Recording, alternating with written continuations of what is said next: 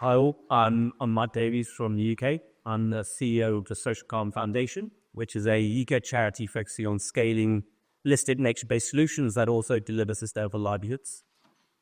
Our focus is it's very much as a standard body, so we basically provide all the requirements for projects to get certified under, and those projects following certification are eligible to issue environmental assets such as carbon credits, similar to what Robin and Stephen mentioned earlier.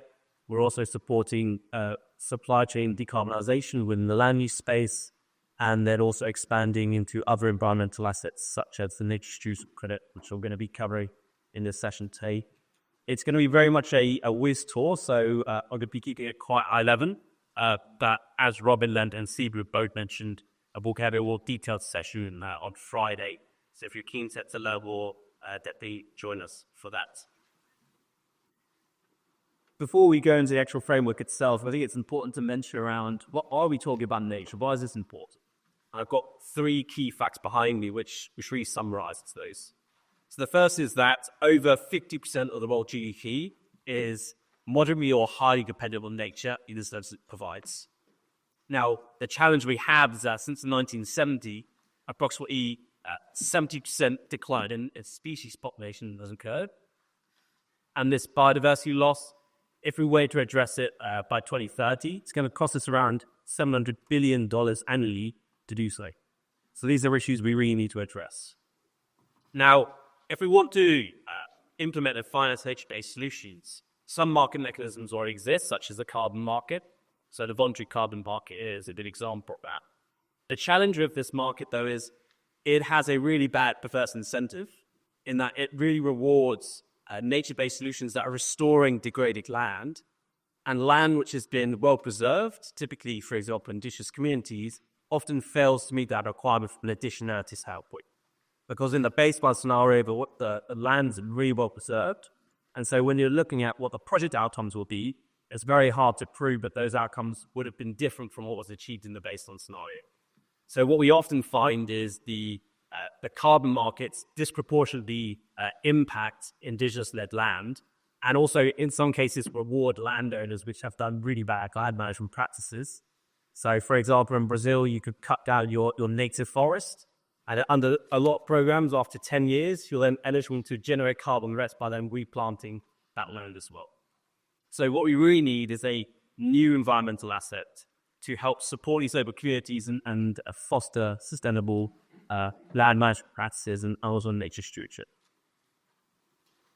Hence the name nature stewardship credits. So this is a combined nature stewardship credit yourselves, combine the biodiversity and social impacts from nature-based solutions into a standardized unit that could be sold on the international environmental asset markets.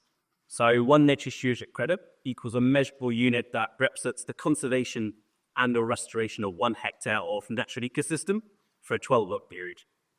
Now, the framework itself is designed to have a few features. One next holistic, so we're focusing on the sustainable livelihood framework. What we're not doing is looking at an ecosystem for one particular lens. So we're not just looking at it from carbon perspective, we're not just looking at it from a biodiversity standpoint, we're also considering a broader considerations. So local communities, the governance of that project, and so forth. It's designed to be modular, so we're not having it as a standalone asset. It can be also incorporated into other market mechanisms, such as the carbon market. And third, and probably most important, is it's very community focused. So whilst as an organization, which originated from Brazil, we really understand that if you want to have a sustainable nature-based solution, the local communities have to be embedded in design and implementation of that project. And the frameworks can design in a way whereby projects which are indigenous-led will score significantly higher, and ultimately it's promoting those kind of projects where there is far more collaborative process rather than some alternatives we see in the carbon market where it's very colonial focused, whereby you have foreign organizations coming in and working very little with the local communities but managing the land on behalf. So I mentioned it's a holistic approach. The framework itself is built around 3 different indexes. So we have biodiversity. Now, this is looking at ecosystem health from a perspective of the species. So we're looking at species diversity and also specific species of conservation interest. And then also looking at ecosystem health from a habitat standpoint. So we're looking at vegetation intactness, species connectivity, also vegetation height and other variables. Alongside that, we also have a socioeconomic index. So this is looking at the social impacts delivered by the projects, but also the economic impacts. Now, what we haven't done is taken a top-down approach where we have a standardized metric that all projects need to be aligned with. We basically developed a pool of different social indicators which the project itself and the community select what's most important to them. So they're redesigning the project based on their local context and what's important to them. The third index is governance. So this is looking at what is the representation of decision-making, how much the local community is embedded into that design and decision-making process, what is the acceptability, but also what is the transparency. So how clear is it, how auditable is it in terms of those decisions, and how did the aspects of that project is being managed. Now, these three indexes are then combined to generate what we're calling the Nature Stewardship Index, which is then used to calculate the number of nature stewardship credits that can be issued. So what you do is you multiply this nature stewardship index by the number of hectares restored and or conserved. And that then can be sold on the international environmental market to help finance the continuation of that project. So this is an example of what that could look like for a restoration project where the land is being degraded, where over time you see an improvement in biodiversity, improvement in ecosystem health. As a result, the index increases and you're eligible to issue more credits. If you had a conservation-based project, you would likely see it more flatline. So you're maintaining an index over time, but you're using these metrics to have really robust quantity of the ecosystem health and the other variables. How it's been designed as well is that those socioeconomic and the governance aspects will have an influence as to that total impacts. So we're not just focusing on one area, we're looking at it from a more holistic standpoint, whereby the outputs of the communities have a real tangible impact as to the number of credits that project could generate. I mentioned this in modular design, so how we designed it is that it can be incorporated into other market mechanisms. So the three options we have above is one is co-benefit monitoring.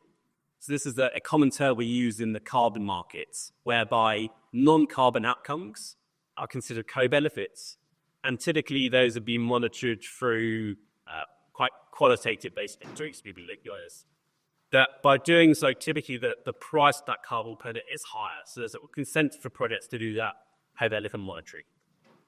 The alternative is to do a stacked approach, whereby a project issues both carbon credits and also nature stewardship credits. So a scenario this could be doing an afforestation reforestation project where the actual planting is financed through carbon credits, but the project and the communities want to be doing broader sustainable livelihood or sustainable development programs, and also specific species-related initiatives, which they can't finance with carbon. And this is where you'd issue these additional credits to help finance those activities. And then there's going to be another scenario where a project just is eligible for carbon, and so there needs to be a mechanism in place to help finance those activities, which is where they can be issued as a standalone asset. In terms of what they can be used or what they can't be used for, so as Stephen and Gotland have alluded to, these cannot be used for offsets. So there is so much diversity and uniqueness in biodiversity. What these can't be used for is just to offset damage caused elsewhere to biodiversity. So it's very much used as a contribution, a credit, rather than offsetting damage caused elsewhere. Now, how we see this being potentially used is either by philanthropies, whereby they want to have really robust monitoring of the impact of their funds in terms of the nature-based solutions they're supporting, but also for corporates that want to demonstrate nature-positive activities within their supply chain, using this as a way to really track those outcomes and provide really credible results whereby they're not going to be criticized for greenwashing, for example. In terms of how it would work in terms of certification, so the monitoring reporting is comparable to how it would work in a carbon market. So you do a baseline assessment, you figure out what the conditions are before the implementation of a project, and then you would do minimum, could do one year or every 3 years, monitoring and reporting on the outcomes focus. So you're collecting the data of the area, you're tracking how what the outcomes of that project are, then calculating that nature stewardship index, and ultimately the number of credits that could be issued. Now, it's worth mentioning that it is a dynamic process, so we're not just comparing from year 0, we're comparing from the previous year. So it's an iterative, you're always going on top of what's recording that previous year, so you're tracking how it's improving over time, rather than just using a static year 0 value. Every project needs to be independently audited, so we have a number of auditors that would do site visits, that would check data, they'd check the documentation, and make sure that project has actually aligned with the requirement to be set out, which that gives the assurance to those funders, those buyers, that these credits are actually real and the data has been verified. All the nature stewardship credits and the documentation would be publicly available in the registry, whereby it means that anyone in this room would be able to look at the details of that project and really go into the weeds and make sure they fully understand it as well. And it's also a way to, so every nature stewardship credit itself, but also issue on our blockchain technology, which means that you have complete auditability of all the transactions transferred or the nature stewardship credits. And so you have that visibility from that standpoint as well. From the commercialization piece, what we're really looking to do right now is how to streamline those transactions. So how do we help those communities sell their assets without needing to work with a broad range of different market ecosystem players and brokers, which will reduce the amount of funds that actually get to them. So what we're really trying to do is to streamline those transactions and make sure that more money actually reaches the communities. And on the retirement piece, this is where the credit cell would be retired by that corporate, for example, whereby they are claiming the results achieved, so it can't be double played. And that would then be recorded on the registry as well, so that one nature stewardship credit can only be claimed once, so you're not having the reclaiming of the same asset. In terms of where we're at today, so we're actually launching the framework itself tomorrow for public consultation, which will go on for 60 days. We've already identified pilots in Latin America, Europe, and also Africa. And we're also identifying organizations to help fund those initial early adopters and also establish the offtake agreements. But what we're really looking to do as well is to identify and have pilots within Canada with Indigenous governments so that we can improve the process even further and get real lessons so that the framework itself, it's been designed to be global, but we're also getting the local inputs and insights to help improve the framework because it's a continuous process. As I mentioned, we'll be delving in a lot more detail on Friday, so please join if you're keen to find out more, or if you can't make that, you can reach out via the BU and we've been happy to have a conversation object. Thank you.